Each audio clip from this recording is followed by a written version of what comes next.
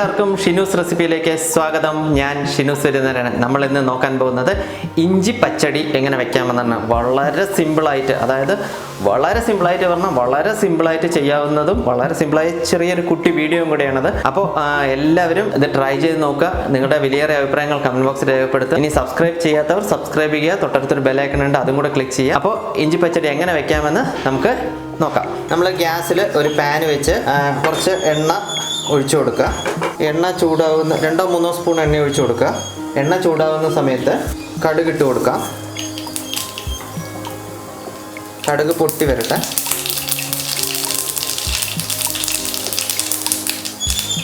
നമ്മൾ ഫൈനായി ചോപ്പ് ചെയ്ത് വെച്ച ഇഞ്ചി നമ്മൾക്ക് ഇതിലേക്ക് ഇട്ട് കൊടുക്കുക.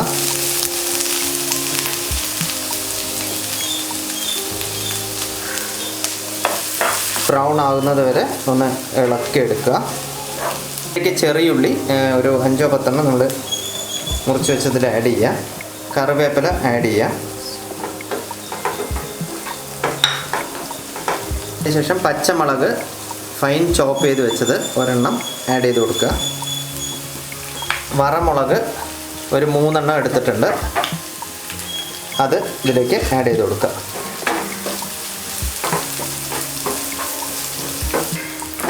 ഇത് നന്നായി ഇളക്കി കൊടുത്തുകൊണ്ടിരിക്കണം.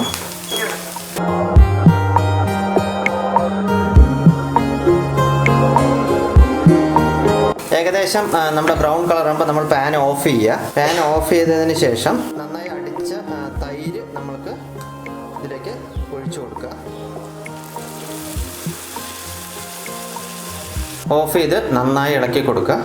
ഇതിലേക്ക് നമ്മൾക്ക് ആവശ്യമുള്ള ഉപ്പ്, അതായത് 1/4 ടീസ്പൂൺ മുതൽ 1/2 ടീസ്പൂൺ, തൈരുടെ പുളി അനുസരിച്ചിട്ട് നമ്മൾക്ക് ഇതിലേക്ക് ഉപ്പ് ആഡ് ചെയ്ത് കൊടുക്കുക. അതിനുശേഷം ആറിയതിന് ശേഷം നമ്മൾക്കത് സെർവ് ചെയ്യാവുന്നതാണ്.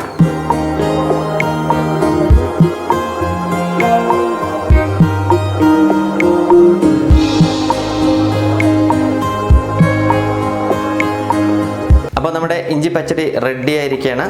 നല്ല ചെറിയ ചൂടുണ്ട്.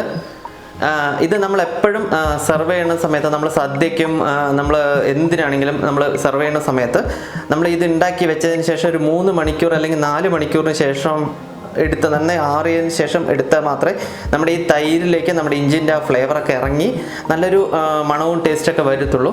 അപ്പോൾ കഴിവതും ഫസ്റ്റ് തന്നെ ഉണ്ടാക്കി, നമ്മൾ സദ്യക്കെല്ലാം ഫസ്റ്റ് തന്നെ ഉണ്ടാക്കി വെക്കുക.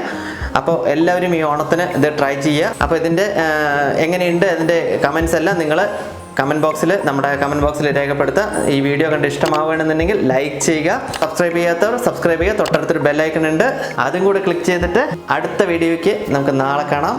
Okay, thanks for watching. I M Shinu Surendran signing off.